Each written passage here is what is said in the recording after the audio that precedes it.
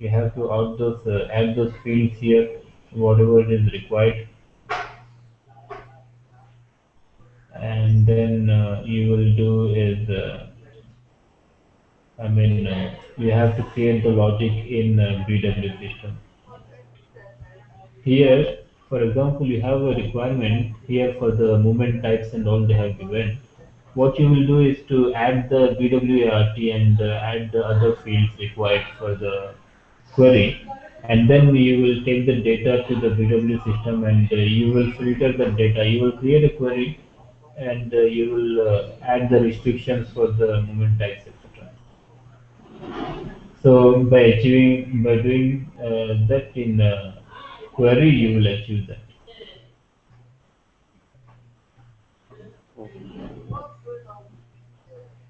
Well, it will be like a very lengthy process, like, only this simple query I'm creating in 1 hour here. I just created a couple of times. It will take 30 days, 1 month, or more than 1 month. 1 month to complete that functional spec. No, for the queries, for us, our time. Oh, yes, yes, yes, yes. Okay. So you can buy 15 to 20 days easily for this. For this requirement. Once you get the functional specs in your hand, so you can definitely get that time.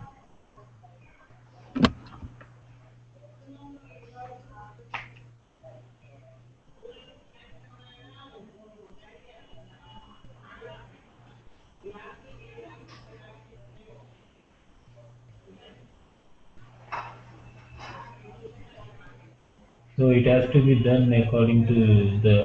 For example, you have uh, you might. It has to be done carefully. You have to work closely with the functional guys. Yeah. But then you said after that, after you get the functional spec, Yeah. then it's our responsibility to create the technical spec. Yeah.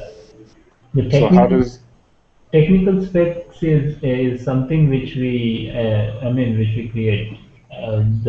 You have to describe the objects and for example, you are creating a DSO yes, here in BW.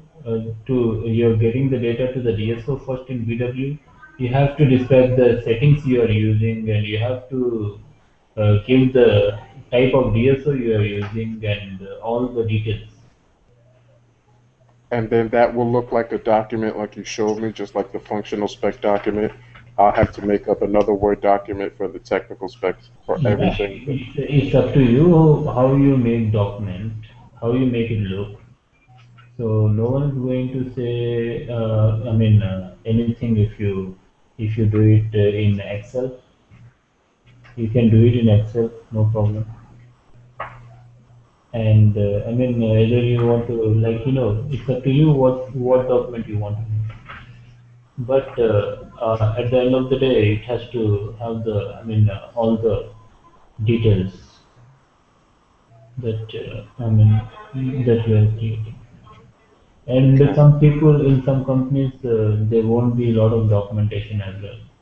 But we don't consider it as take it for granted. We have to create the document generally. Okay. Okay.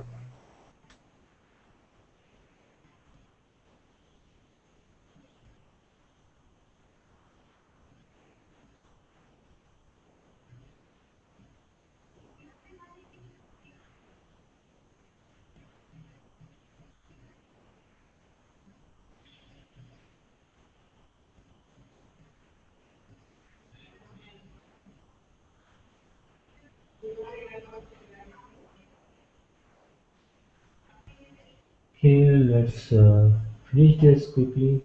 Now we have created, we have given a few fields here. You have to generate a query, Infoset, create local object.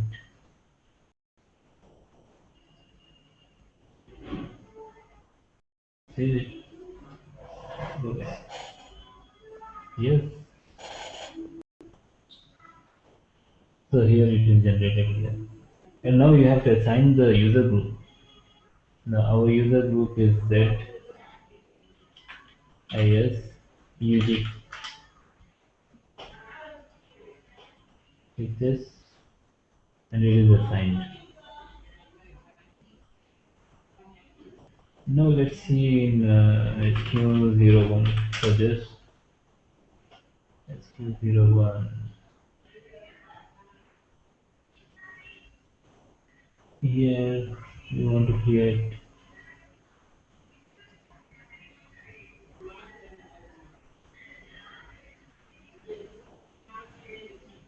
This is the previous one which we created. Let's see whether output is coming or not. No, it's not displaying output. Yeah.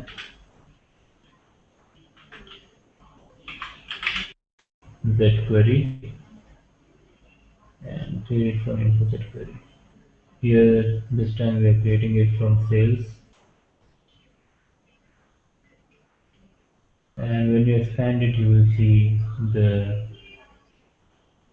business area, sales group, and the fields for the output.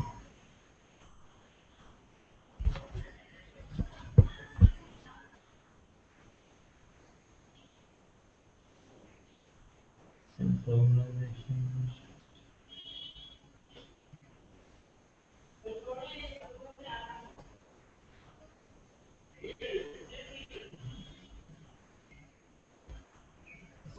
There is nothing else.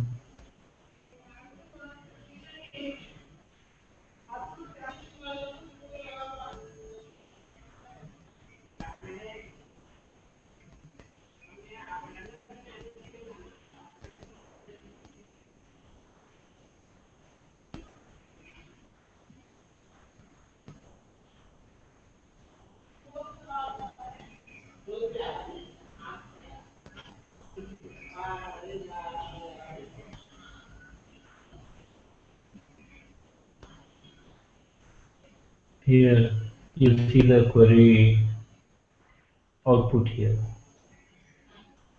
So this is the output we can get. This is where the we can get the output in ECC for the Infoset query SQ01. Uh, we can create a query in ECC here. So this is for the Infoset. We will save this.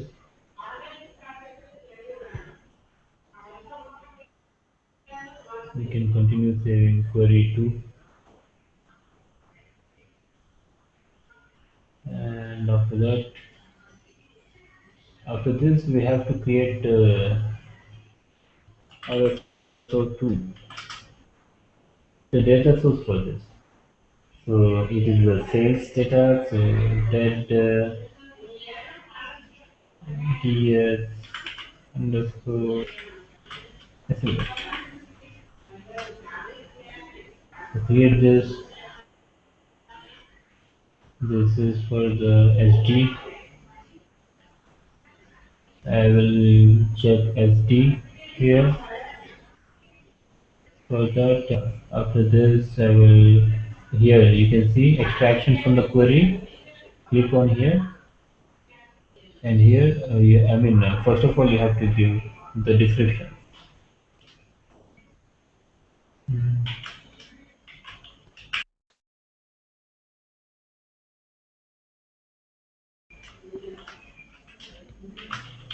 So then the data source would have what inside? At the end of this, we create this data source. It's going to have the values of the result of the queries inside the data source. Is that what's going to be there? No, result of the info set. Yeah, I'm coming to that point. Here you can see when you click on the Infoset query, here the Infoset button is activated. Here now, what you give here is not what we have created in SQ01. we will give what we have created in SQ02. This is where we have created the info set. Here, this is where we can see, we can create a query in ECC rather than in BEX. We can create the output in ECC here, SQ01. And here we can create the user group. We can assign as many as info sets to the user group once we create the user group. So we created one user group and we have created the info set here. We assigned it to the user group, and for that, I mean, we went to the SQ01. We wanted to find whether the info set we have created here is displaying the data or not. Here we found it, and then we came the RSO2. Now that we have created the InfoSet query, we want to create a data source with the InfoSet query, and after that we will create the data flow in VW. For that purpose, we have to give the InfoSet query which we created, which is z is underscore SLS. I guess this is the query we created. Right? Z I underscore SLS. I guess that is the one. So now save it.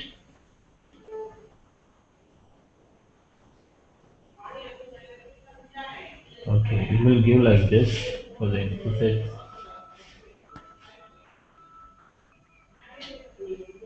Save it.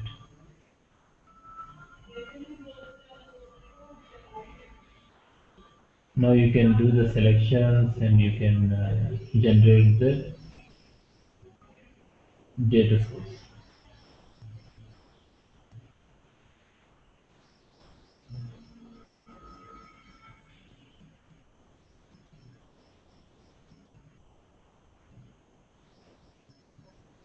Okay, those are the selections. Right? That's fine. We can just save this, and what it will do is to generate the extract structure. It will generate the extract structure and create the data source. The data source name which we created is zds underscore SLS, I guess, no?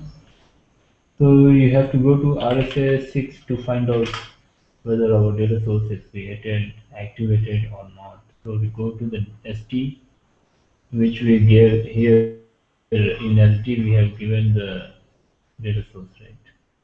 So you go to the SD and you look for the data source which is starting from Z by Z.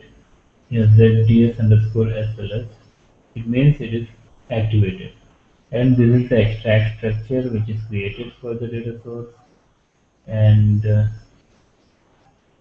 is it. But there are no selections here.